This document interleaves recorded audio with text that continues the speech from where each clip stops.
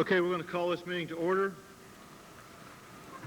It is recommended that the agenda of the June 13th, 1994 regular meeting of the Board of School Trustees be approved as presented. Do I have a motion to approve the agenda? Were there copies available for people? Yes. I'll make a motion to approve the agenda as presented. I have a motion.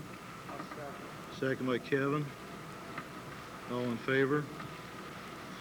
It is recommended that the minutes of the May 5th, 1994 special meeting and the May 9th, 1994 regular meeting of the Board of School Trustees be approved as presented. Is there any trouble with the last two meeting minutes? I was misquoted whenever I made statements and concerns of the board. I was either misquoted or misinterpreted. It states here that Kevin DeWeese questioned the quality of personnel functioning in maintenance and custodian positions. I did not do that. How would you word it? I've got it written out here. I questioned the quality of personnel. I did not question. What I questioned was why Mr. York has let the high school facilities get in their present shape for the past 5 years. It's an administration problem because your workforce can only do as instructed and work with the equipment and amount of personnel made available. So how do you want it? That's the way I want the minutes changed to. I did not in any way question the quality of the maintenance or custodian personnel. You say you have that written out that you want to correct the minutes with? What part do you want deleted? Where it says that I question the quality of personnel functioning in maintenance and custodian positions.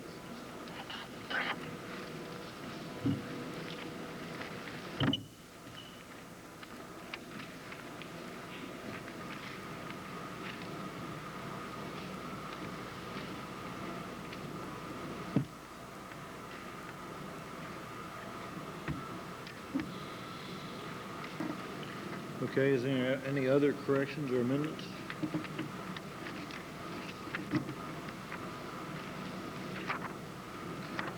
Will you submit this Yes. for public document? Any other questions, Kevin? On the approval of the minutes, I need a motion. I'll make a motion to approve the minutes as corrected. I'll second. Have a motion and a second. All in favor? Statements from the public. I'd like to add something in this perception. It's pertaining to Mrs. Robertson here, Ms. Rita Robertson, who is to take a position on our board within the next term. I'd like to ask that why things were done in different ways. I noticed that here, the 25th, you inquired the existence of the rules and guidelines for cheerleaders. We have existence guidelines. I can't hear you. Okay, we have existence. You asked in the 25th meeting about the existence of guidelines and rules for cheerleaders, right? That's correct. Well, I'm asking about the existence of guidelines and rules in Rebel Jazz. The simple reason that when people acquire seats here on this board of ours, they also acquire a little bit of authority or power. As soon as this power is acquired, how come that things happen for persons, families, or family to help them into a position? This is what I want to know. And just 2.5, 3 months ago, she stood and made a great speech. It was a good speech. She got a great applause, and I thought it was a good speech. But I was also questioning her on some of the things that has happened in this particular incident. And I would question the board because she is becoming a board member, which gives her the authority to sit on this board and to help make the rules for everybody that is here and for Spencer County. And therefore, that's the reason why I said should apply to all people. There shouldn't be any shady deals. Everything should be above board, and everybody be treated equal. Thank you. I do know that there are rules for the Rebel Jazz selection and for the cheerleading, that there are written rules that, You're saying the Rebel Jazz selection was not followed by the rule? was this discussed with the building level administrator? I did not go to the administrator at all. To the building level administrator. Okay, it needs to go to a building level administrator, your concerns first. Mr. Metzger? That would be Mr. Metzger. If you would like to schedule a meeting with him. Is there a set of guidelines or criteria for selecting Rebel Jazz people? Okay. Mr. Metzger would be more than glad to sit down and discuss that with you. Thank you. Any other comments, statements from the public? Rita? I'd just like to point out again the fact that we received our early draw on taxes, and we are still, after the last pay period, we're over $500,000 still in the hole after our early draw of taxes. And I'd like that to know that this is a concern. That's so noted. Did you get that for the minutes? Any other statements from the public? Yes, ma'am. As you may know, the incoming sixth grade class is rather large this year with a projected enrollment of 130 students. With only 4 sixth grade teachers, this will result in 32 or more students per teacher per classroom. I think we'll all agree that that's a rather serious problem that we're facing, and I'm asking the board to consider hiring an additional sixth grade teacher. How many did you say was coming in? 130? 130 students. It's very difficult. It's very difficult to hear down here. There's a There's a fan behind. fan behind us, I believe, that's blowing.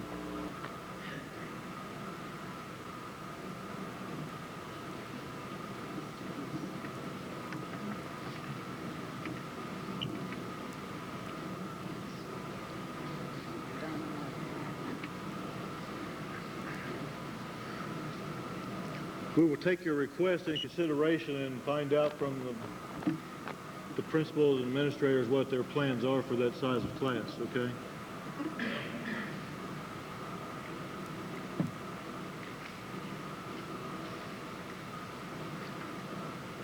Statements and concerns of the board? Kevin? I got something. Since being appointed to this seat, I need to clarify some things I've been doing. I've been accused of just being for your girls' programs, and I will assure you that I'm 100% behind the boys and the girls' programs. But since being appointed, I've had calls complaining about the girls being shortchanged. And let me go over what I've done. And one of my goals is to make sure that the quality, every student has the same quality and equal experience in education, whether it be in the classroom or in extracurricular activities. Whenever I've started investigating and questioning some of the circumstances, the answers I've gotten were unacceptable to me. Therefore, I felt forced to contact outside help. On May the 23rd, 1994, I filed a complaint with the U.S. Department of Education against South Spencer School Court. And it was due to discrimination due to gender. I felt like this would save us a tremendous amount of time. These people are civil rights. They're going to come in here and evaluate this school.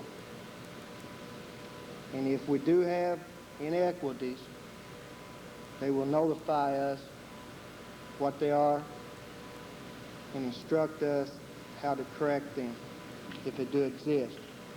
And I want to reassure you that I will never take anything away from the boys' programs, but I will work very hard to make sure that every student has an equal opportunity to achieve their goals.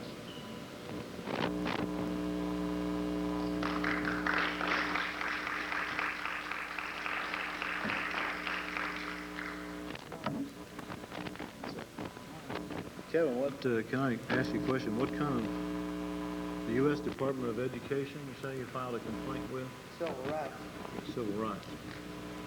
Have we heard anything from them? They'll be notifying you within 2 weeks. The complaint was filed on May the 23rd.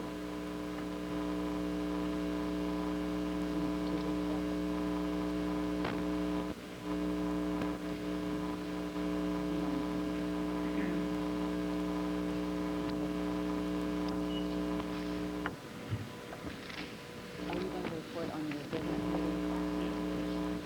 Any other statements? I'd like to give you an update on where we stand on the building committee. The subcommittee, during the 1028 hearing that was turned down back in February, I believe, there was a lot of requests from the community that they didn't think that we had enough input from more than one architect. So upon all of our committee meetings and reviews, we've had building level administrators and teachers make presentations to the committee on needs of the facilities. We took those facility needs and discussed them. We have a subcommittee made up of some local professional people in the construction field that make up a subcommittee. Those fellows reviewed all of those buildings once again, structural integrity and HVAC, plumbing, and so forth.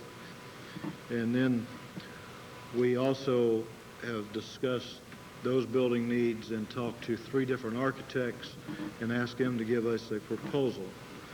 The architects will make a report back to the full committee on June 27, 28, and 29. We provided those architects with a set of drawings from each building and a list of items that the committees had identified as part of the needs for the buildings. That's where we stand on the committee meetings. So we have used more than one architect, and we have used a lot of professional people in our own community to make these building evaluations. If upon these interviews and presentations of the architects, there'll be a recommendation made or to the board, or the board will choose an architect that we want to go with and proceed again. Hopefully, those meetings should be able to take place sometime in July, and after that, we'll have after we choose the architect, then we'll have meetings, public meetings, in each building to inform the public as to what the architect is proposing. Let the public put their input back into it, and it'll just be some preliminary discussion, and then that architect Now will saying take. the end of July for those public meetings? I think that we can do those let's see, the architect will have June 27, 28, and 29. And I don't know how much time the committee will need to compare apples to apples as what the architects, in order to select an architect. Then the architect is going to need some preparation time, so I think the end of July would probably be early. It's probably be sometime early part of August before an individual architect could come back and have public meetings. I just am very interested that the public come at those meetings. That's when they need to come and ask their questions and get their answers, because the process of the 1028 hearing doesn't leave us much room to answer questions that night. The questions need to be asked during these public meetings. Please encourage the people to come out then. Tentatively, it should be in August, we hope, to do those. Frank, just clarification, who is going to hire the architects? I mean, that's But the school board? it's a school board Okay. function to hire the architects. But the committee, They're going to make a recommendation. we feel that there will be so much information put out at those three different meetings by those three architects that the committee will need to help put some of that information together and make comparisons. Rather than recommending a specific architect, will they, I guess I'm more interested in them recommending a specific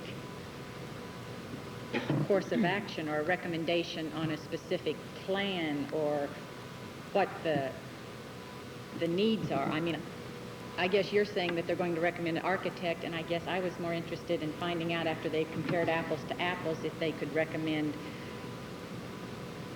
in their best estimate, a specific course of action more than a specific architect. Well, I think at the end of each meeting, when we have on the 27, 8, and 9, that we'll have a discussion period that, with the whole committee there, we can get an ideas of what direction we want to take at that time.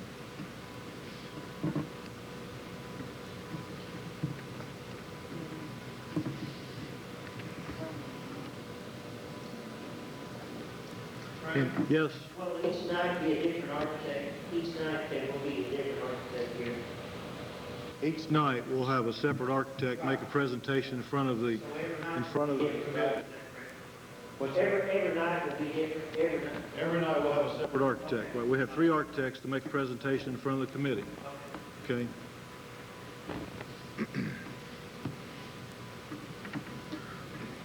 Any other statements or concerns, the board?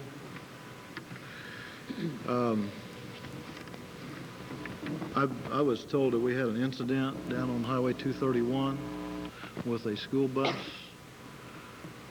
Do we have some kind of incident report or something on that? Where an individual held one of our buses hostage on the highway? We did have an incident, and that was reported to the police, and there was a complaint filed with the city police, with actually the sheriff's office. School corporation filed a School complaint. corporation filed a complaint, yes. What stage is that complaint in? Do we have to follow up on that, or?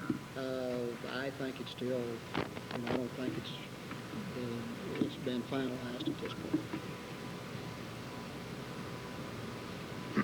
I didn't see anything in the paper about it. I think it's been finalized. Any other statements or concerns of the board? Administrative recommendations?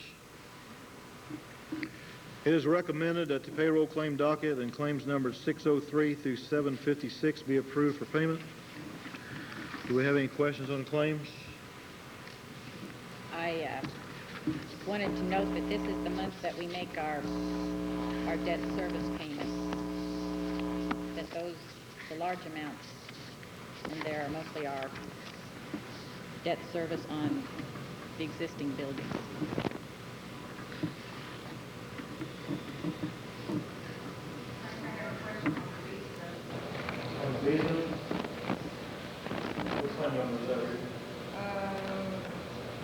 Claim number 743.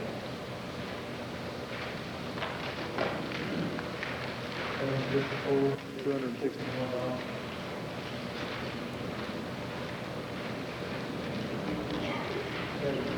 $754. 54. 754.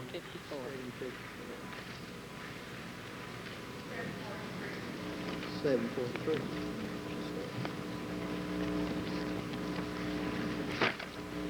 754. 754 is Visa. If you have the form with the check number, do you have a, look at the column with the check. 43. Okay, remember we talked about if you have a form where the column where it says check number is not completed, then that was a preliminary report before they were actually issued check numbers. Once there is a check number issued next to it, then it is the finalized, can't be changed. Is the amount 261, Rita? Okay. Rita, those were materials that our teachers who are working in the Gifted and Talented program purchased in Indianapolis back in May, first part of May. That was all paid for through Gifted and Talented.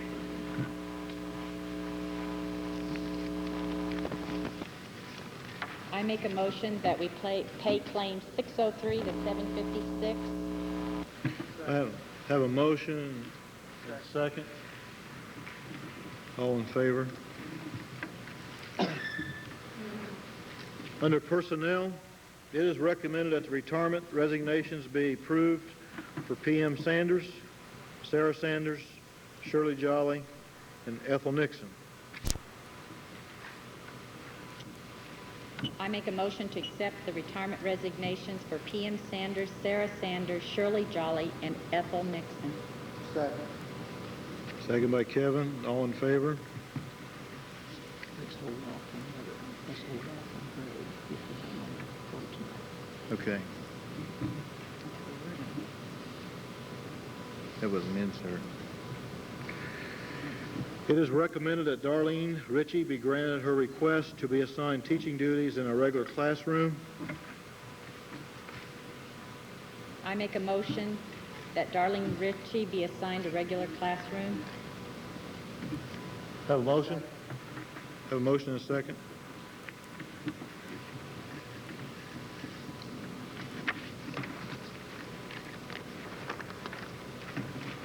We do have some other things on the agenda under personnel that Mr. Metzger was prepared to discuss on some positions here at the high school. But I think as a board, we need to discuss if we want to proceed with that, or we want any motions, or do we want to table it? So it's open for discussion.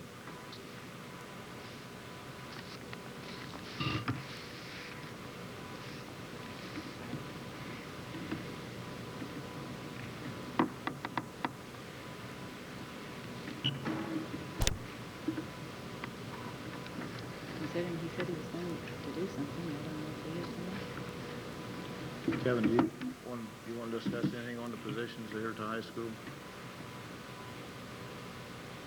I don't understand what you're asking, really. Can you elaborate? What do you want? Do you want a recommendation on any of these apps? Is that what you're asking? Presently, we have some applications or some recommendations from the principal to fill some of these jobs. We don't particularly want to embarrass anybody by if we're not ready to proceed to fill the jobs. And there is some discussion that we may not have all of the proper positions filled, and I particularly don't want to debate somebody's qualifications. Well, then, for the social studies teacher, I want to make a recommendation that we hire Dan Stacer and also hire that individual as the girls' head softball coach. I'm making that motion. The motion would have to be amended because we haven't acted upon Greg Sitzman's resignation yet. So, I mean, I'm just saying, Have we as far got as Greg going Sitzman's into the, recommendation? I mean, resignation. but I'm saying before we could accept that motion, we would have It's a technicality, but it, Okay, then I'll withdraw that motion at this time, and I'll make the motion that we accept Greg Sitzman's resignation as head coach of South Spencer's girls fast pitch softball program. Now, Mike, Please. I might make one clarification. We have an agreement, a bargain agreement with the Teachers Association that states thusly, all vacancies of positions on the extra duties salary schedule shall be posted for at least 5 working days. Members of the bargaining unit who apply shall receive first consideration for assignment to all extra duty salary schedule positions. So what this means is that if we accept Greg's resignation tonight, then following that, we will post that position. And that must be posted for at least 5 working days. That must be posted for at least 5 working days. And They should sign up if they want to be considered, right? we could have applications for softball position, yes, during that length, during that length of time. Why is it on these other apps that I have before me here that it says we recommend that so-and-so be hired also as assistant football coach? Those positions have already been posted. But the softball has not. How long have we had the resignation from Greg Sitzman? I couldn't tell you for sure. I'm not certain. Did we just get it today, or did we get it? but it's been since the last board meeting.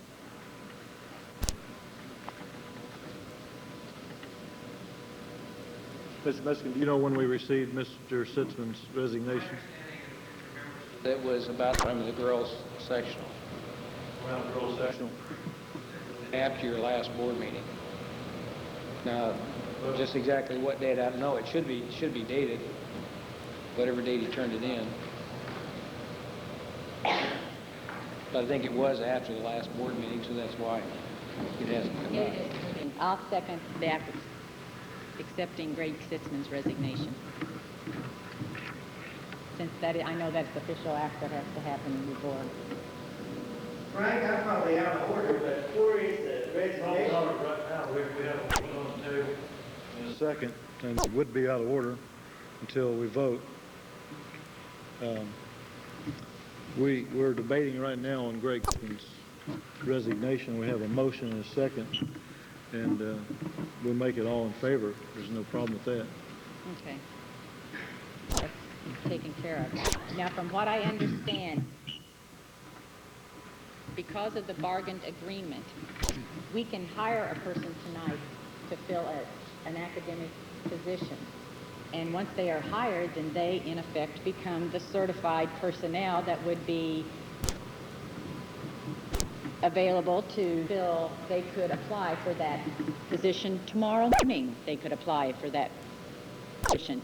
So it's just a technicality with the bargained agreement with the teachers' union. So if you wanted to make a motion to hire a specific person, and tomorrow that person applied for the softball coach's position that would be posted, now we have accepted his resignation. I know this sounds elaborate, but then they could fill it tomorrow. Do you mind if I answer a question or two from the audience here? Charlotte, you had your hand up. I don't know, do we have a policy for teachers who are managing involved in special needs? Ask that again, please. In the past, when teachers are hired at the high school, has there been a committee involved with teachers from that department in the selection? Yes, ma'am. Or is it done just? Yeah, with this committee and the principal. We've had various ways of hiring people in the past. In the past 2 years, it's been that way. Well, I knew it had been done in the past, I didn't know whether it was voluntarily done. Yes, there was. Rick had a question, and then All I want to know is who had Greg's resignation and the date on the resignation. I would presume that there's your resignation. Superintendent, I think, has a resignation. I don't have it here on, the table. I don't know what the We date know is. it's in the office. It just seems funny that that matter was coming up tonight, why it's not up here now.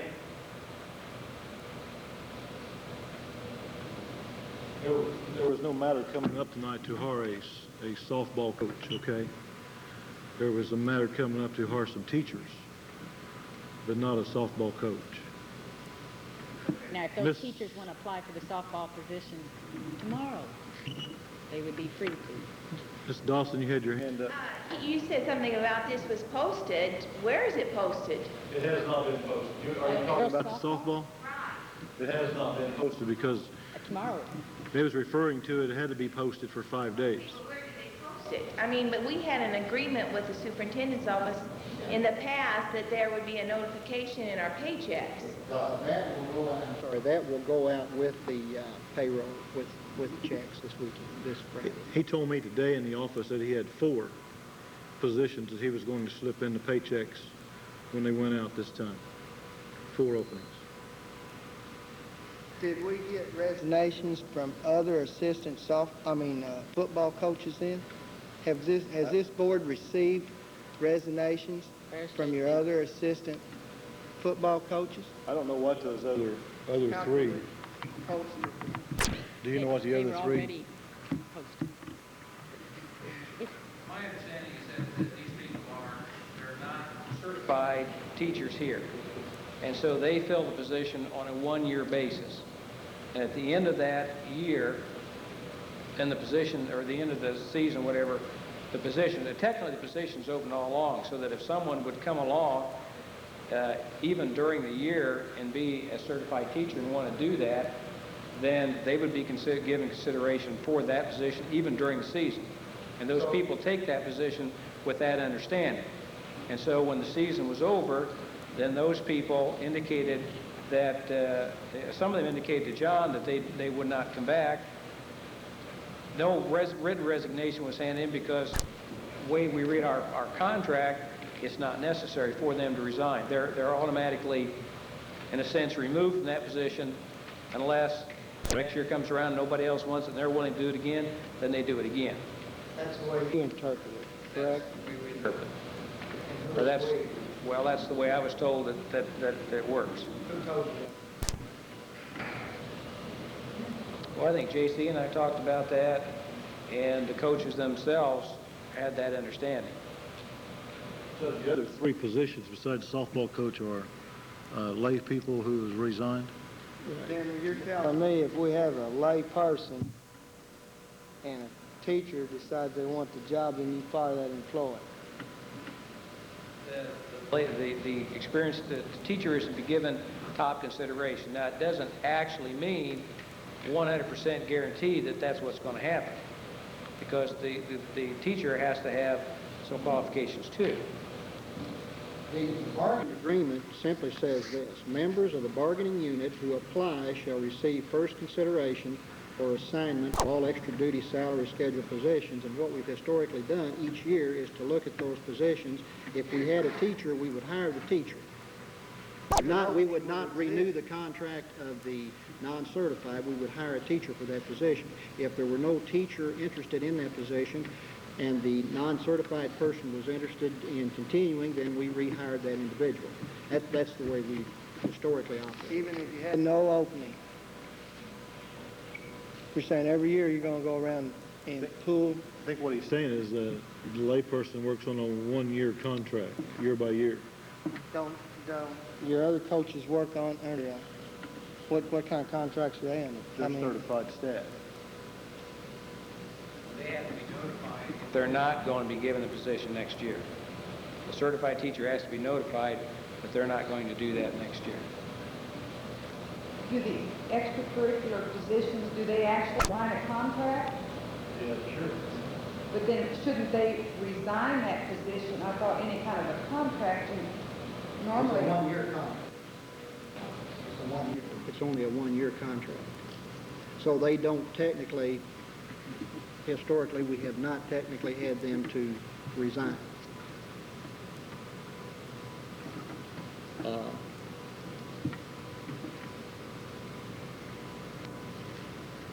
And whenever these jobs are posted, you say for 5 days, and somebody signs them, then it comes to this board and we look at their qualifications and determine which is the best at, right? I'm gonna make a motion that we hire Dan Stacy as a social studies teacher at the high school. That is worded. I'll second the motion.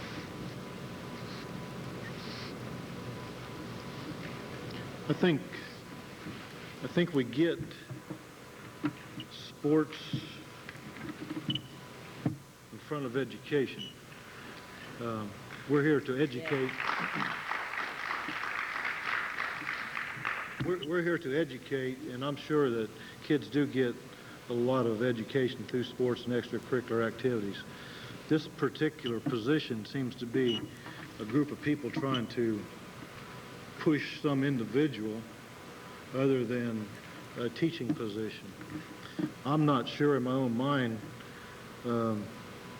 what this gentleman's qualifications are. I haven't been privileged to see his resume. I'm not sure any of the other board members here have seen his resume either. He did write me a letter about a year ago expressing some interest. I've been schooled and trained in equal employment opportunity, like Kevin mentioned a while ago, and civil rights and so forth. And equal employment opportunity says you should have an application on file. And I have to ask Mr. Mesker, does this Mr. Sir have an application on file, or did he mail it in himself? I haven't seen an application. I sent him one. I called the superintendent's office. They sent one to the address that we had. We have not received it or returned it yet. I asked about the application. He said he had not yet received it, because I think the address we had was his brother's address. That's the one he sent us on there, and that's how I'd made contact through it. But he said he would get that filled out and sent in. Now, whether it's gone to the superintendent's office, I don't know. I haven't received it yet. Was he interviewed for the position? But Did he have a good interview? I also talked to another 26 or 28-year teacher that was on that interview committee and was informed that the young man had an outstanding interview, and if he, referring to sports over education, our goal is to educate. I agree 100%. Said the young man would be an asset to this school if he never stepped on a coaching field. I do know that the individual, never mind, I don't want to discuss personnel in a public meeting, because discussing his qualifications.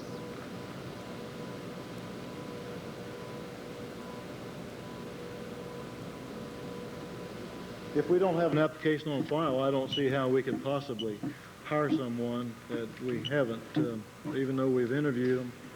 And I'm not sure what kind of background checks you've done on the individual.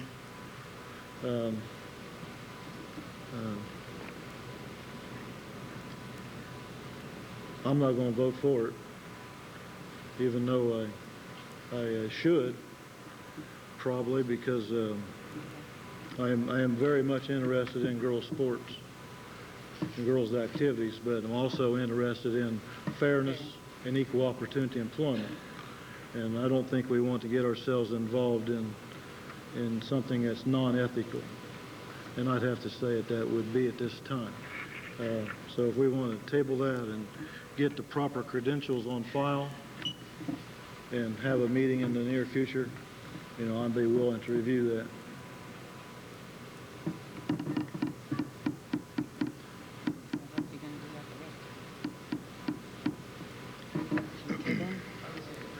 Man, that would be, rather than vote yes or no at this time, I think in fairness to him, that tabling it would be probably the best thing. Now, you know, that seems to me to be the fairest thing to the young man. Give him a chance to get that application in. Sure. You know, the gentleman had known for some time, and he's been encouraged by several patrons here in the community that, you know, he was very much interested, or we were very much interested in him, and he was possibly interested in this area. He did come over here for an interview, but he's not done anything beyond that. He's not filed an application. Today, Monday. It's not the first time that we've discussed Dan Station coming here. You and I. That's right. You know, the people. Well, Keith, you called me on him, but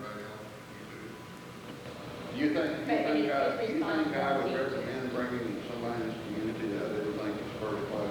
We're just arguing that the paperwork hasn't been. He's had plenty of time to fill out the paperwork. Kevin just informed us a few minutes ago that he has called the federal U.S. Department of Education under civil rights and so forth, that they're going to come in and do an audit and review how we hire and so forth. Now, I certainly wouldn't want to give those people something else to look at. I don't think we're out of line now. I think we have a pretty clean record. But I suggest to you that one of the things we're going to look at is years of experience in the various extracurricular activities, and who we've been hiring in the past to turn this segment of our community over to. And one of the things they will look at is years of experience. sure, and I don't disagree with you. You know, in the past, the girls, when volleyball season started, they didn't know who the coach was till first night of practice. That's never been right. That's right. And there's a lot of problems in the girls' athletics, and I'm very interested in those. But All I'm asking is, before we fill all these teacher slots, okay? In years past, we filled the teaching slots, and then we, the parents of women athletes, know that. So, well, we don't have any spots available. Before you fill them, you need to address as a quality issue. sure, I agree. That is an issue that needs to be resolved. But Unless someone fill the teaching positions available right now, until this issue is discussed, and until we do determine exactly what we can do to bring things more to an equal level. It's in our best financial interest that we do that. What our best interest is to get the best teacher in the academic areas that we can. I think this guy coming here and interviewing, and the response from Neil and the people involved in it should indicate to you that he is a first-class teacher. And I'm telling you, there's not a better individual walking the face of the earth to work with our softball player and take charge of the league for it. and I don't doubt that. Okay, but Why are we fixing to fill the teaching job? what's that? Why are we debating about hiring these teaching slots before we can address this issue? Why are we ready to proceed to fill these 5 teaching slots that we have available before we address this problem? Once you fill the teaching slots, you can't reduce someone and pay them a salary to come over here to coach softball, right? Once the teaching job is taken up, we've lost the opportunity to bring in someone who's young women. Is that not correct?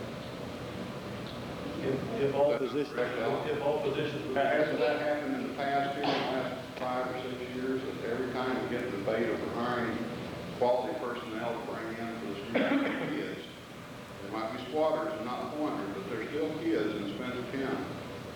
And they have the right to a quality experience in this community. So why are we about to fill these 5 teaching slots that are normally associated with athletes and athletics and coaches before we address this issue of equality? I think one of the reasons that we were trying to get these positions filled is in normal teaching circles, your best applications will come at this time of year, and teaching openings are a rarity, and if you offer a job you need to do it early because your best applicants usually will take the first job that is offered to them because the openings are such a rarity. Well, both of you have talked extensively about the need for women's sports and teachers and coaches. Okay, whenever these jobs become open, why are we waiting till now to start the issue? We just received the resignations of, I think John Jolly was in at the last minute. I mean, in the minutes for the last meeting. What I think we need to do. So if you're going, before you fill all these teaching positions, I'm asking you to address this as quality problem. And risk losing good applications.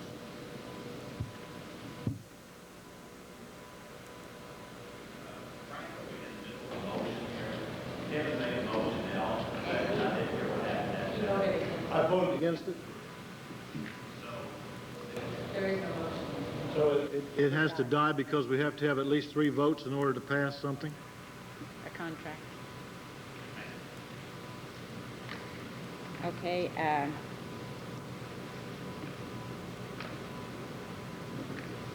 rather than, I need to know from Kevin his position on the other ones before any names would be mentioned. At this time, I have no comment.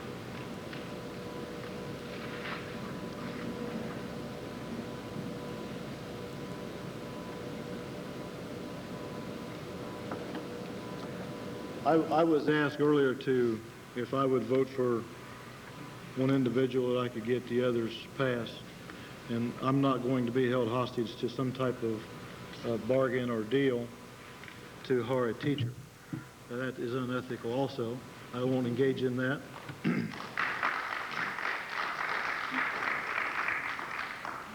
There was no pressure put on you, Frank, in that way. I said the right thing to do is hire the right people. I want to make a comment about the right people. Number one, we had committees, building principals, assistant principal, and committees of teachers in each of these interviews. They interviewed, I believe, the best people that were available for the jobs. They're ready to come here this evening to recommend 4 of those people who they feel are the very best people that they have interviewed. And that's where we are tonight. Do we trust? Do we put trust in our committees, our teachers, and our principals? Or are we going to play some other kind of game here? We're not playing a game. We put trust in them whenever you and Mr. York give him all the information, because I was told Friday night that we had no openings for any girls' activities, the reason that we did not look in that direction. And Greg Sitzman's resignation has been at your office. I didn't say it wasn't. Withholding resignations is what the problem is.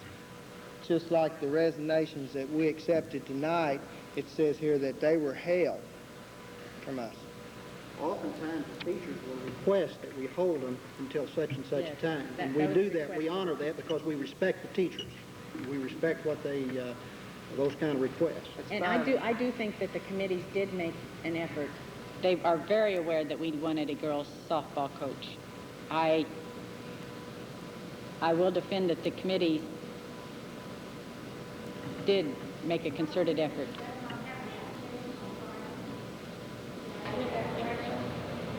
He does not have an application on file, that's true. Could he?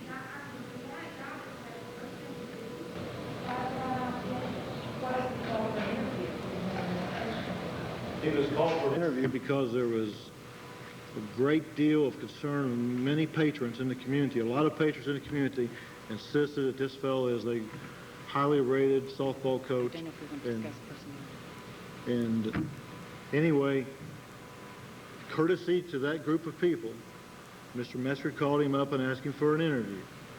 He came And over, I he think the drove, gentleman is and he's probably a very quality, Floyd Keith says he's a quality individual. He knows him personally, I guess. There's no doubt about that. But we just sit here half hour ago and said we're going to be audited by the government. about employment practices and so forth and so on. We've invited another agency to come in here and audit us. And why would we want to engage on something we know is not right? If the guy wants to get an application over here to follow up his interview, and Mr. Metzger wants to make a recommendation toward him, then I'm all in favor of that.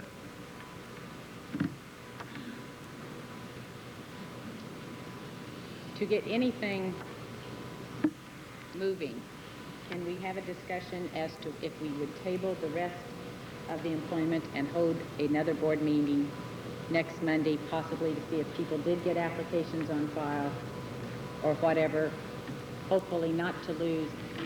The committee did put in a lot of hours of work, and I would like to see people hired as soon as possible because I don't want the good ones to get away.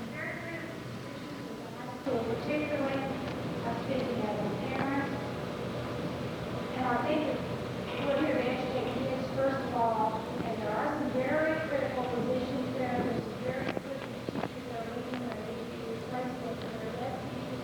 And I think what you're saying would be the fastest that you can do it and satisfy everybody. I mean, a week, if you can't fill out his application, everything is wrong. I'm afraid if we delay over a week, I mean, it could be that if we delay, maybe even after tonight, that some of these applications may be rescinded, and so, in an effort to try to get these positions filled with the best qualified candidate, I think, do you have any problem with that? What? No, we need to have another board meeting right away. And Phil, Kevin, you said your work schedule was evenings next week? What's the earliest that you can have a board meeting to try to get some of these positions resolved? You go to work, can you have a board meeting A week from today? 2 weeks from today. So the rest of this week you are, Could you have a meeting a week from today, early in the evening, 4 o'clock or something? I'd have to check with my work phone. I'd have to check with our call. but if we scheduled a meeting next Monday, possibly Brian or... I like to schedule when Kevin's here. We're always two qualified teachers after high. That's why it's people that we interview for the job, there's no doubt, they are very qualified. All the individuals qualified. And I didn't say on the science interviews, but I didn't say on the industrial technology interviews, I said on the government education and the social studies. And the individuals we interview are all qualified. I have no quarrel about that, but we are going to lose tonight good quality teachers if we do not make a recommendation to hire them. Yes, sir. Or is it necessary that you can't table just one, you got to table all of them?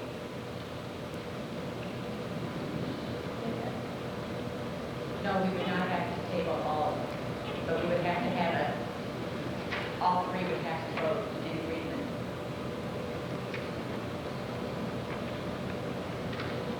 We would be in the same situation with the rest of the applicants as we are with the present one that we just discussed.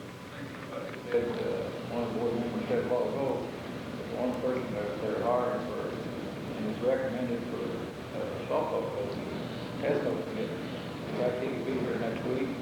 That means he doesn't have any commitments, and I'm not sure why that is. But the delay on that one person, I don't see how we could lose that person. But it doesn't sound like he's got a job or commitments right now. Well, he may be available next week, but if he got a job offer tomorrow, this person could be, because a person that doesn't have commitments is definitely looking for a job, and That's true. The applicant that's got on the rest of the applicants got on the list could have got hired somewhere today. You don't know that.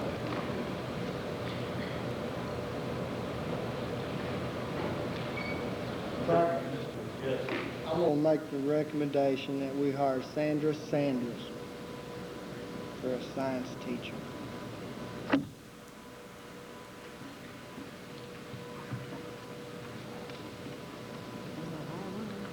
You want to put that in the form of a motion? I'll make that motion. You make a motion? That we hire Sandra Sanders to the science teacher's job.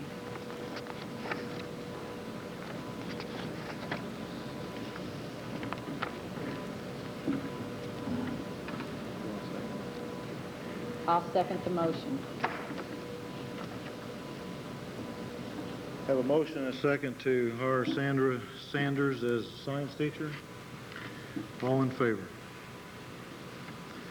Mr. Messer, can I put you on the spot here?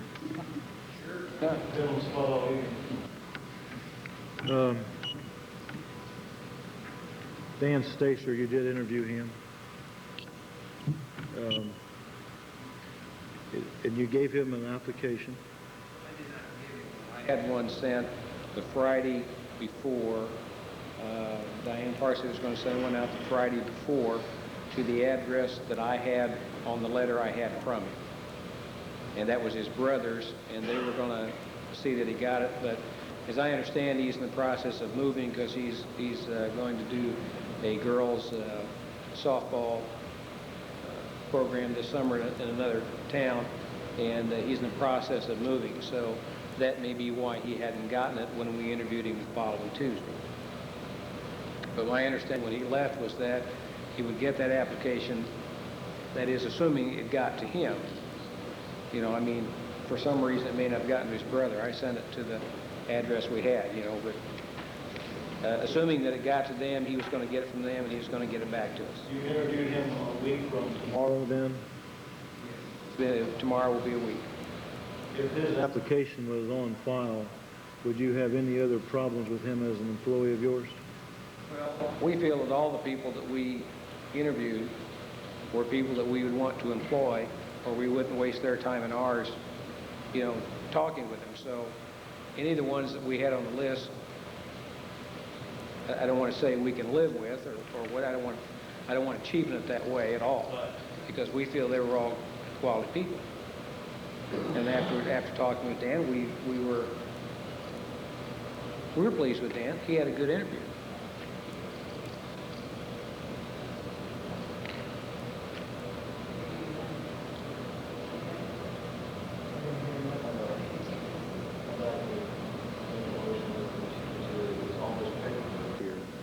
Gets it on file, and it's all in order within a period of time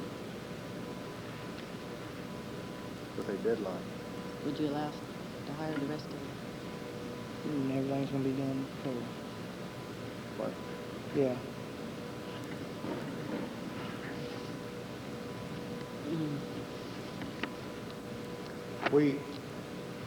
We could proceed provided on a contingency basis if he got his paperwork in, his applications, got everything on file, and give him a job contingent upon that. Would that be in line with any type of a violation of code of ethics or?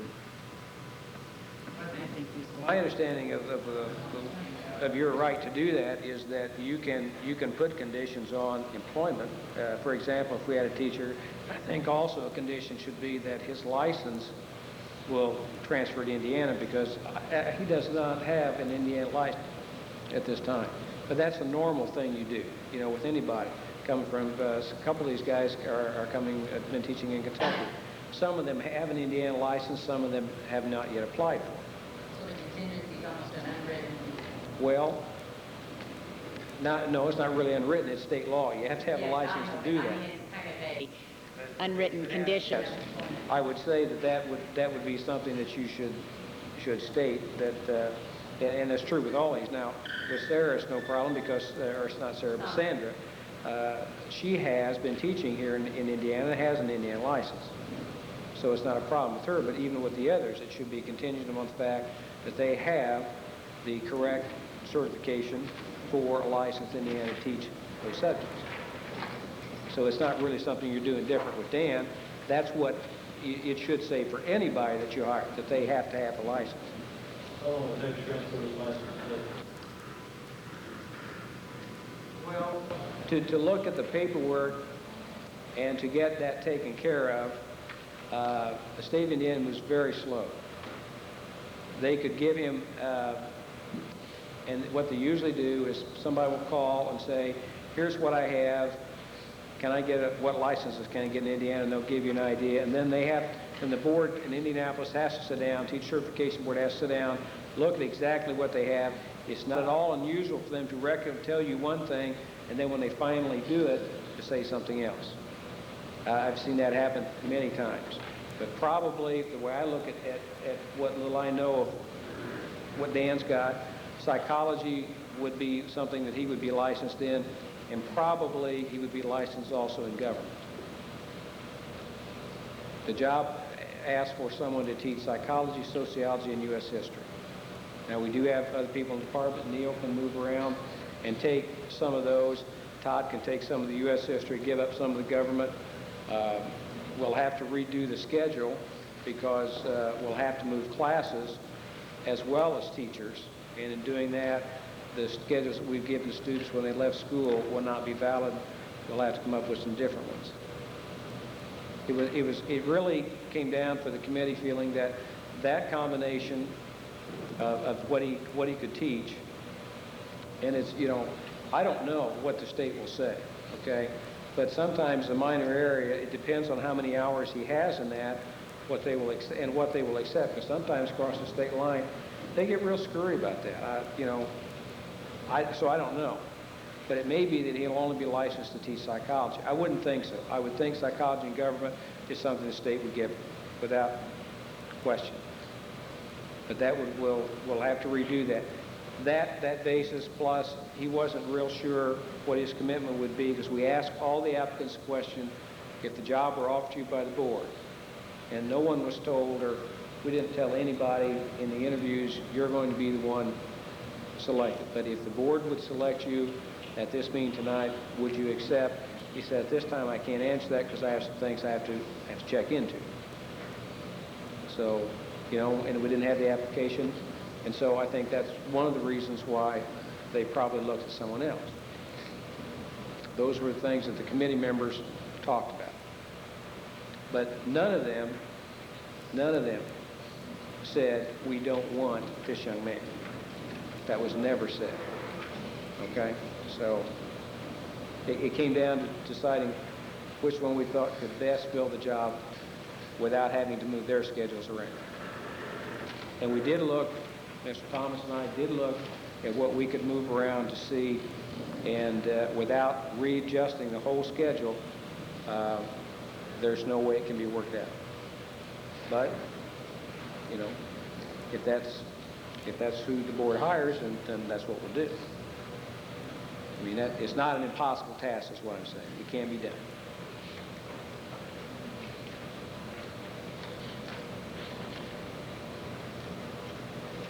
There's been some debate and possibly room for some compromise.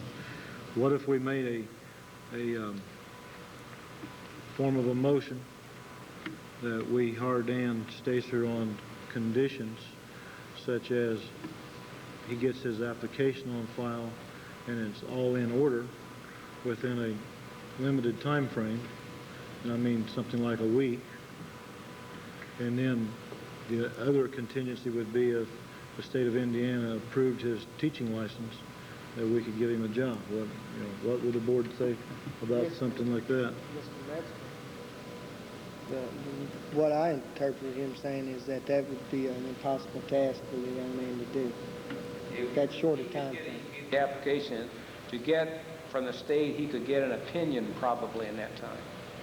Now, he can't get... I'm not putting a time frame on his teaching license. I'm putting a time frame on him getting his proper paperwork on file here in the office.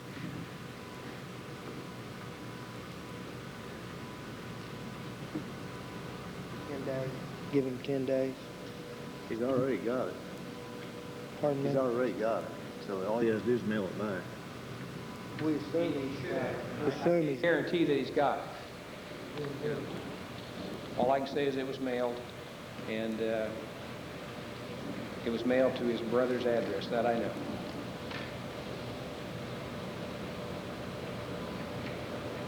Right?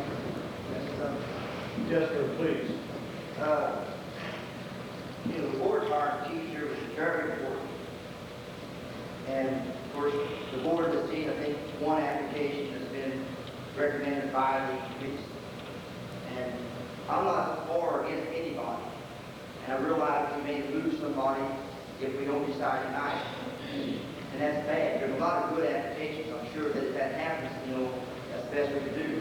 But I don't see how the board can really, without vote on these things and not really, first, you're not taking the first recommendation of the committee, okay?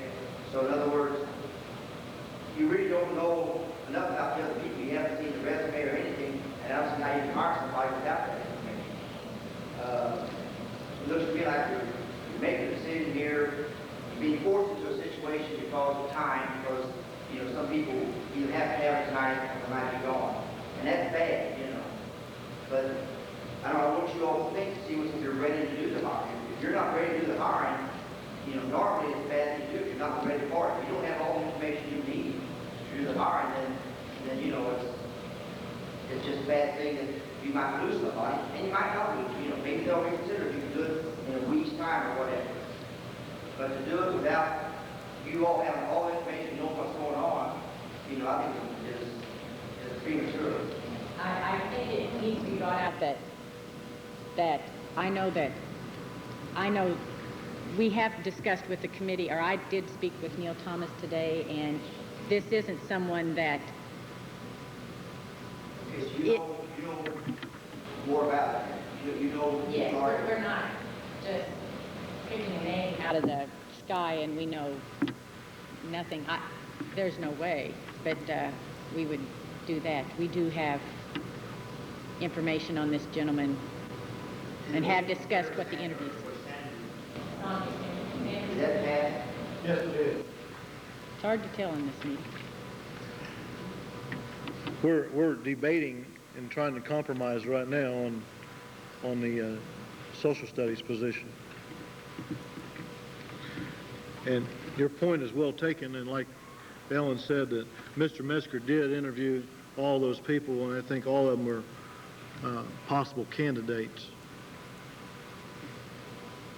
And this name is an individual that some of us have had prior knowledge of.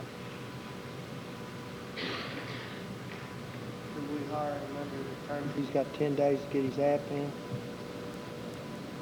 Is there any other paperwork that he doesn't have completed besides his license and his application? Well, I sent to his university and got his credentials from there, so I have some of his transcripts and some references from there that we've talked to. So I have that information. The application is the big one that we don't have, yes.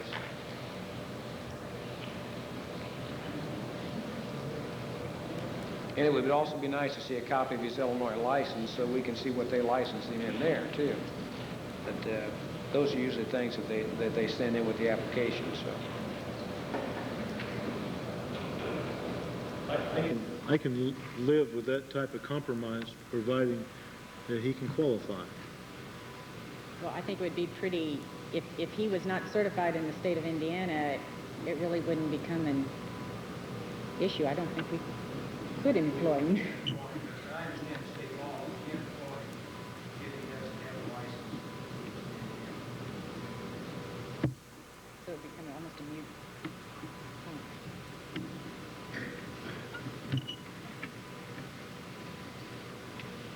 Okay, what a motion again? Make a motion to hire Ann Stacy as social studies teacher with your stipulations. He's got 10 days to get an application on file. We don't have another board meeting to... 10 days to get his I tell you that I have all these people are waiting for a phone call from me tonight. And Dan has given me a number where I can reach him tonight and get his information tonight. Because I told all the applicants I would call him tonight so they knew what the action of the board was. So I can get a hold of him tonight and give him this information if that's what you desire.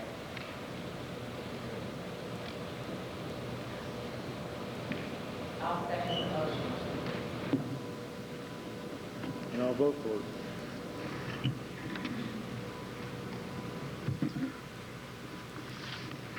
Okay, we have some other teaching positions to fill. I make the motion that we hire Eric Havener as an industrial arts teacher.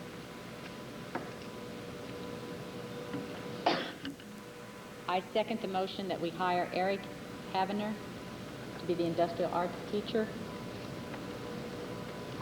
Is it Havner or Havener? Havener. Havener? Okay, all in favor? Have a motion and a second, and all in favor. Is there any others? Richard Hendershot for driver's training. What's that, Richard? Comment? I would like to, That's right. with the driver's training, this would still be your, Yes, very training. I would like to make a motion to hire Richard Hendershot for the position of driver's training teacher. Have a motion. I'll hold out on this. There was only 2 applications.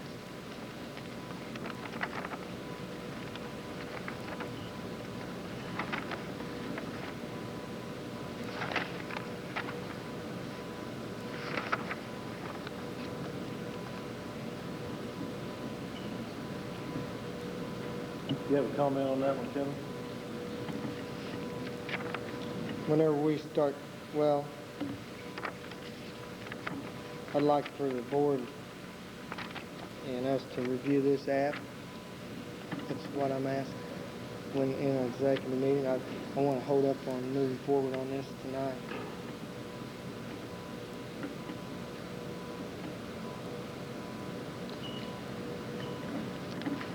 How many applications were there? 2. The fellow has not taught driver's training. We have 2 applications for the position, and only one is.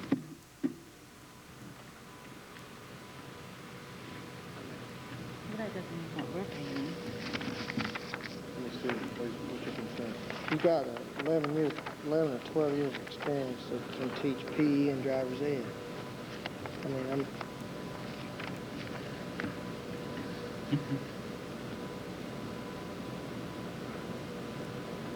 You're voting against him because he has 11 years experience? no.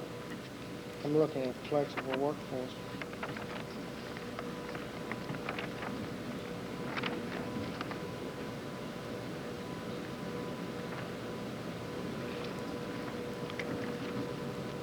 Do you have any questions for Mr. Musgrave he might be able to clarify for you?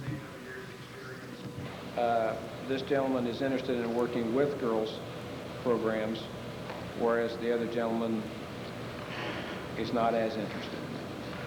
They're both interested in coaching football as well.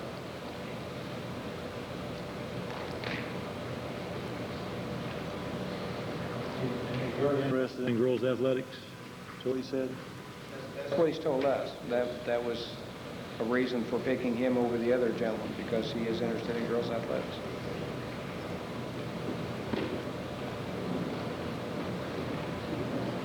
Okay, I have a motion on the table to fill the driver's training position. I'll second it. Want to vote?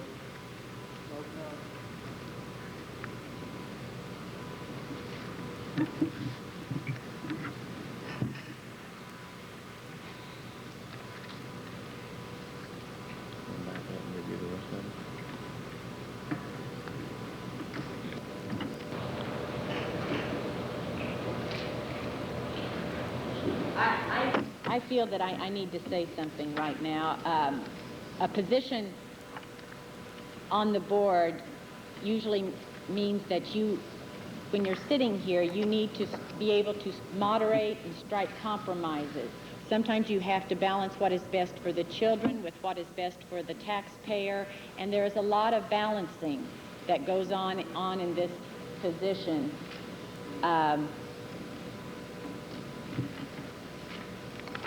It's hard to get what's best because there's no clear-cut rules out there. But to be a good board member, there has to be flexibility to get what is the best balance, what is the best for the students, and to get the best quality teachers.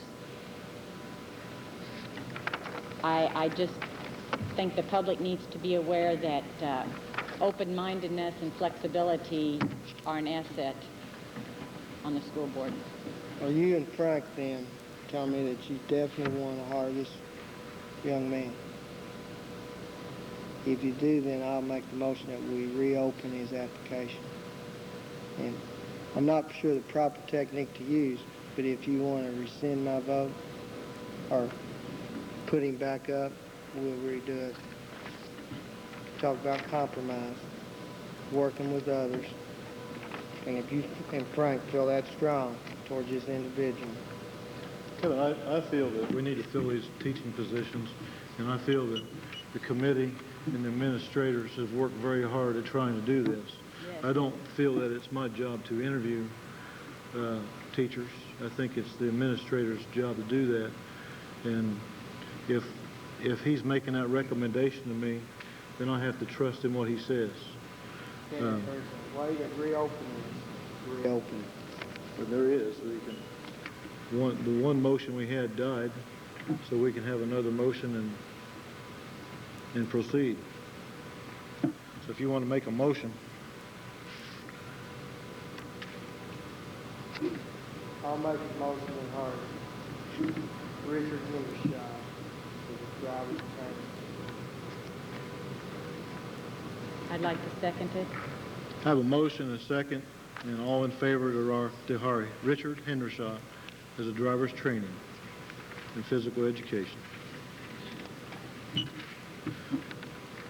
Is that all of them, Mr. Metzger?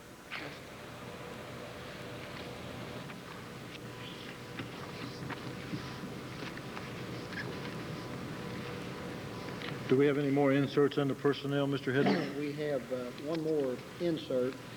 John Hargis has been meeting with the I&M officials, and I&M has agreed to keep the lease payment at $1,250 for another year, and that will be until April of '95. And at that time, they indicate that they will raise the monthly payment to $1,500, and then every year thereafter they will impose a 5% increase. But they have agreed to keep the lease payment as it currently is for one more year. Okay. And on that same note, your building committee is still very much aware that that is a consideration of the board to try to vacate rental property.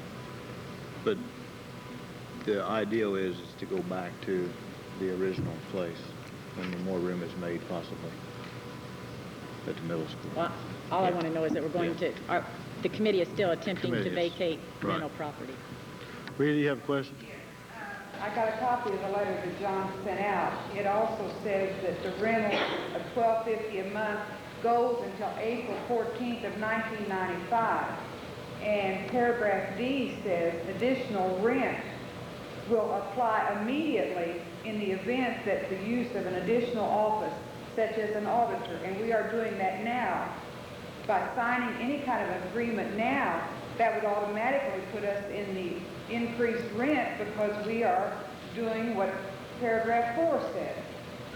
We are under a contract presently until April the 14th, 1995.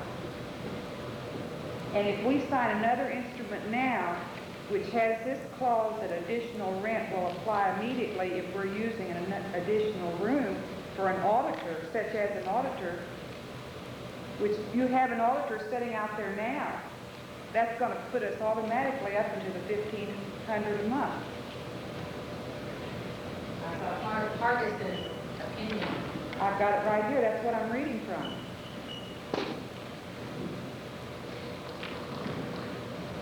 Page 4. It's what Dr. York sent me, and it's signed, it's got John's letterhead. It's not, Contract, it's not the it's a- contract. It's not the contract, it's a interpretation of the contract. Would you clarify that with John and Yeah, see if, we'll get that. and what Rita's saying, we don't even need to sign a contract until next year. That the other one automatically extended. We'll know then what our committee is gonna come back with for his building, and we may be even planning to get out of there before April the 14th. I don't think we can I don't think we Okay, new business of the board, custodial in-service. Mr. Hedrick, give a report on that? Thirsty. On Friday, June the 3rd, our school corporation held a workshop for our custodians, our transportation, and our maintenance personnel. And in order to meet the requirements of federal and state legislation, Roxy Sullivan, our school nurse, offered a universal precautions workshop with special emphasis on how to deal with bloodborne pathogens. Jeff Smith of Indiana Insurance provided a job safety session covering such topics as ladder safety, chemical safety, how to avoid tripping and slipping, power tool and electrical cord safety, and proper lifting and carrying methods. And then following these sessions, Mark Mattingly of Barrett Fisher provided our custodians with demos of floor and carpet cleaning techniques and some hands-on training. And the idea of cleaning top to bottom was stressed. In other words, our custodians clean ceiling fans, walls, ventilation filters, and so forth before they clean floors. And as a follow-up, Mark is planning on visiting each of our schools this summer to look at the progress and to provide additional help as might be needed. And from my point of view, it was a very worthwhile endeavor, and it's something we probably need to do more often. Did you comment on how well attended were all the custodians? We had, I think there were 2 that had last-minute cancellations. All were there except for 2. All of our transportation, our maintenance people were in attendance. And then the second thing that I would like to share with you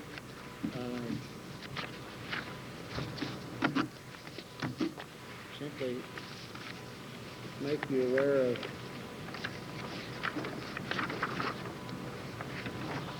the list of priorities that we work from.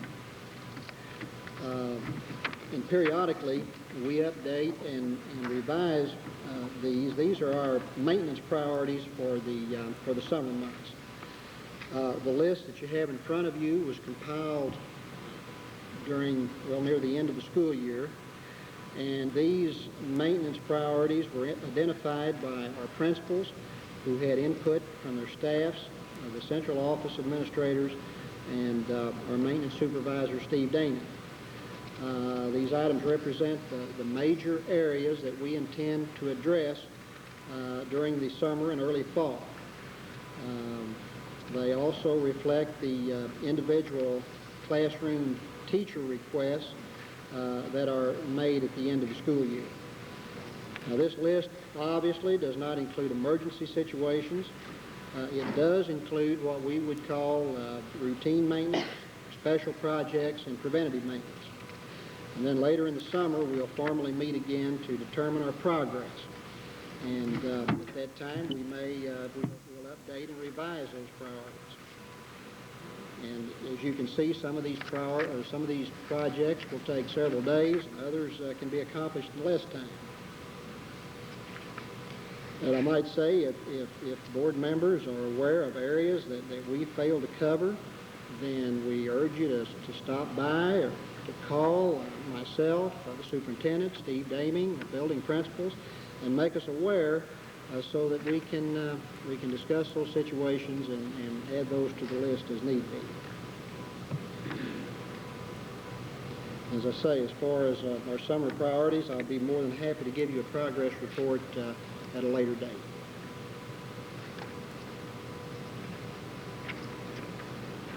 Okay. Did the fence ever get put up out the football field? No, that hasn't been. No, we're looking at probably else. I didn't see that on there. Fall sports facilities, that's, And Well, of course, we'll go through that real carefully later in the summer. okay. football scoreboard. Looks like you're going to replace it. Yeah, we're going to replace the football scoreboard. Football field, when that's football field. We're Okay. just having looked into it. And this list was generated by teachers and Well, it was principals? generated, of course, teacher requests are in there, but it was generated primarily by the principals and the maintenance supervisor and myself. And it's feasible to get this all done. We're probably not going to get all that done in summer months. We're certainly going to work at them. We'll work on them in all due expediency and haste, but we'll obviously there are probably going to be things on there at the end of the summer that we haven't accomplished. But that's the list, that's the working list that we work on. Should give this to them. Tell them, give them another list in July. Okay. Okay.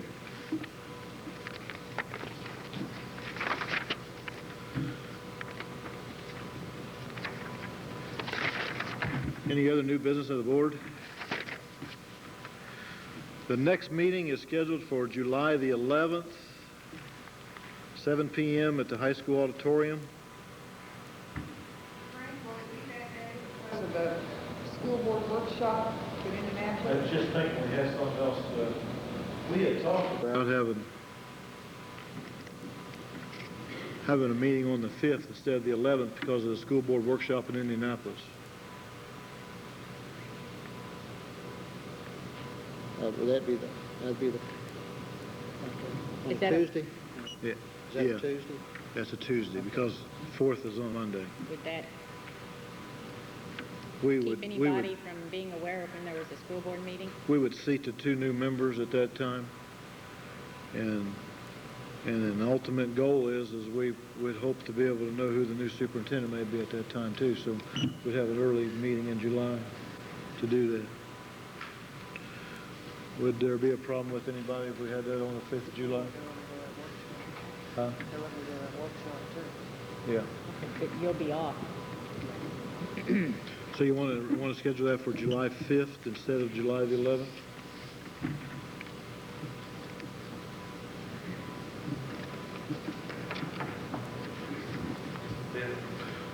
July 5th, That's a Tuesday. it's on a Tuesday, That's not our 7 normal. p.m.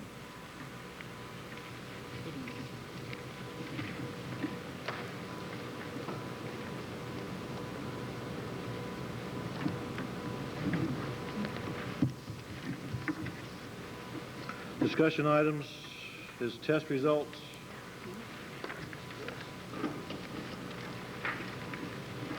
Okay, we recently received the 1994 statewide mean scores for our ISTEP exam. And we'd like to share that with you this evening and let you know how our South Spencer students did in comparison with students from across the state. And first of all, we'll look at NCE scores. Now, NCE stands for Normal Curve Equivalency. It's a standard score of 1 to 99. There are equal intervals between each successive score. And what that means is that the same score in math computation and reading vocabulary will yield the same NCE score. Thus, it allows a good comparison of achievement between test batteries. And as we look at our NCE scores, we look, first of all, we have 3 major categories: reading, language, math, and then we have a total battery score. At grade 2, the state average was 61.3, and our local score was 69.1. In language, again with grade 2, we were at the state was at 64.1. Now that's the mean NCE score statewide in Indiana. Our local score was 74.0, 10 points above the state average. In the math category, state score was 66.2, and our local youngsters did 77.1, which is 11 points higher. The total battery statewide was 64.9 at second grade, and our local youngsters were at 76.1. Now that's a combined effort on the part of Luce Elementary and Rockport Elementary. At the third grade level, again, we did extremely well. Our local score was 65.3 in reading, compared with 61.5 statewide. In language, we were basically 7 points higher than the state average at the third grade. In math, we were almost 10 points higher, and our total battery score at the third grade level was almost 7.5 points higher than the state average. At the sixth grade level, we tended to be a little closer to the state average. We were slightly below in language. We were right at state level average in reading. Our math, we were 5 points higher than the state level, and the total battery was about 1.5 points higher than state average. Our eighth grade was a little lower than the state average. The language was about the same. We were 3 points lower in reading, about a point, not quite 1.5 points lower in math, and then our total battery score was about 1.5 points lower at the local level. At the ninth grade level, we compared very favorably to state averages all the way across. Basically, we were either at state average or slightly above in all the categories. In terms of the second page, we have national percentile scores. National percentile is a standard score of 1 to 99. A percentile rank refers to the percentage of students who fall below a particular point. It's not the percentage of items answered correctly. So a youngster who's at the 70th percentile scored higher than 70% of the youngsters who took the test. And again, using the percentile as a basis, you can see here that, again, we compared very favorably, especially at the second and third grade level. Our youngsters at those levels were much higher than the state average all the way across. Sixth grade, obviously just a couple of areas we were higher, and eighth grade we were either near state level or slightly below it, and again with the ninth graders we were basically on target all the way across. Both in math and total battery we were a little higher at the ninth grade level. We're very proud of all of our youngsters. Obviously, the second and third graders achieved extremely high, and I know that middle school people, high school people worked equally hard. And, you know, if you're at state average, that's not too bad. Of course, the higher we score, the more we can take pride in what we've done. But we certainly have some awfully good scores at the second and third grade level as we look at how we compared with the state. So, thank you. For history, how did these test scores compare to previous years? The past 4 or 5 years, our test scores have been up each year. I think the second and third grade, we were probably a little higher than the previous years. We may have been a little bit down at the sixth and eighth grade level.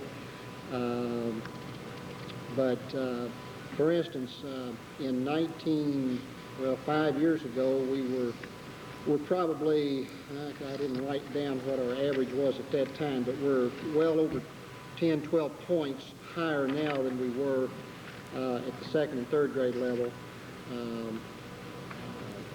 than we were 5 years ago. So over that period of time, our scores have increased considerably. And again, especially in the elementary levels. I think the teachers need to be commended. I can't say that I'm a proponent of tying dollars to ISTEP scores, but I think the teachers need to be commended for these good test scores. The prime time is when there's 4 teachers at a grade level and there's small classrooms at second and third. We will less the small classrooms in middle school is mom and is me.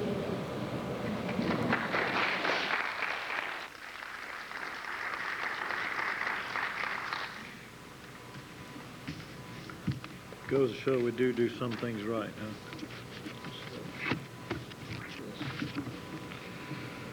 Okay, any other concerns, questions before we close up? Like I said, the next meeting will be July the 5th. Adjournment. Have a motion to adjourn. I'll second it. Second. We do have an executive session following this meeting, so all in favor?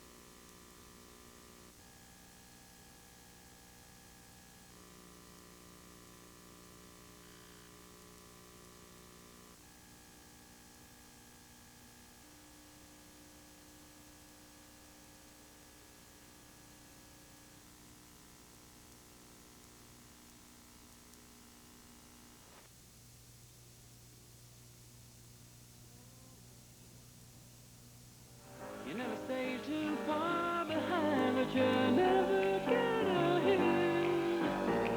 You live your life the best you can, taking what you can find. And you don't need love from any man except the flying kind. Neon lights, fly by night.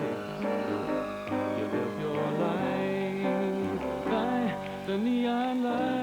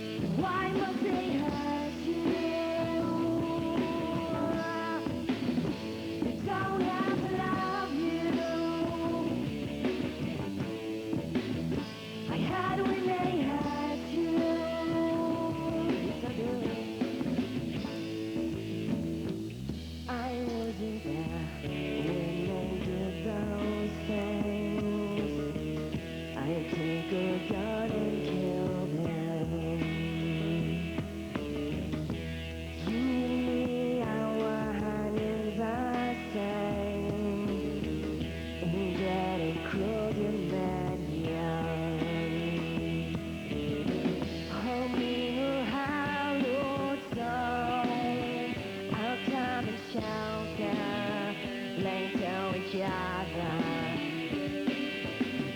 They took the only one, the precious saliva. This world has offered mine.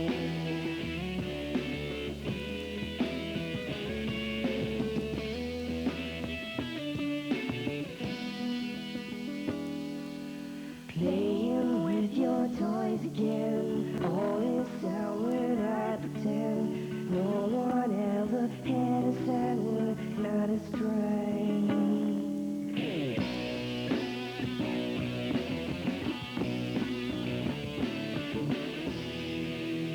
They don't have to love you. Why must they hurt you? They don't have to love you. I hide when they hurt you.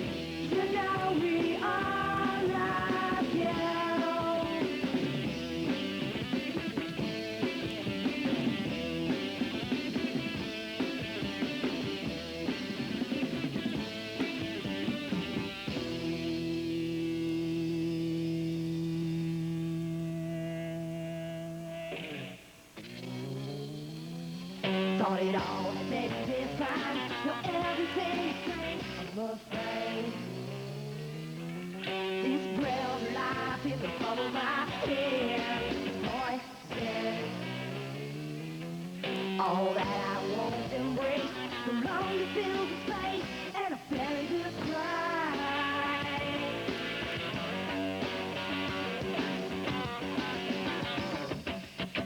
Forget me, I feel denied.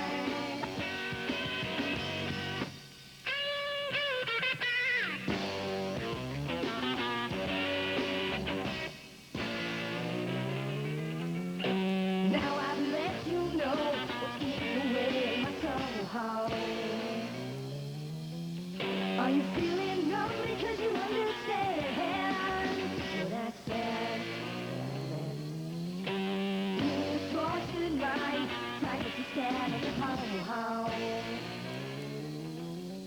and I feel misguided in my own defense. Mother was right.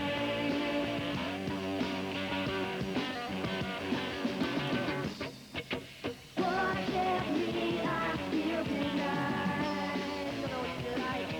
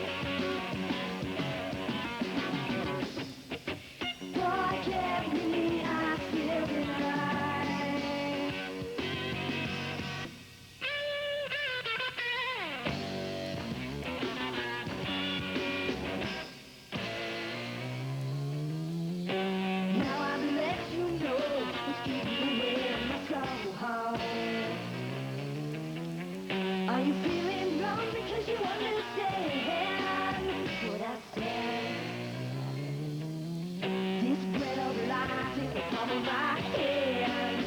What said? All that I want is embrace, no longer feel the space, and a very good